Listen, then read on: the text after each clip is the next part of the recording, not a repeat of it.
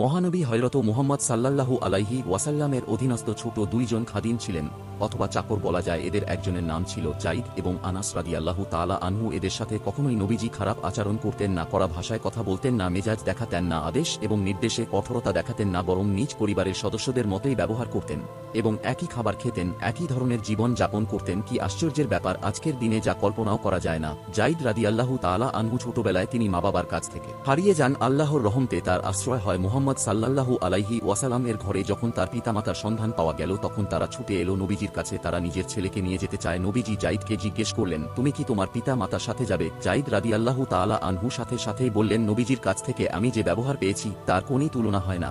তামান পৃথিবী যদি আমাকে দেওয়া হয় তবুও নবীজিকে ছেড়ে আমি কখনোই যাব না। তো আনাস রাদিয়াল্লাহু তাআলা আনহু তিনি 8 বছর বয়সে নবীজির খেদমতে এসেছিলেন। দীর্ঘ 10 বছর তিনি নবীজির খেদমত করেছিলেন। তিনি বলেন, এই 10 বছরে নবীজি আমাকে একটি কথাও ধমক দিয়ে বলেননি।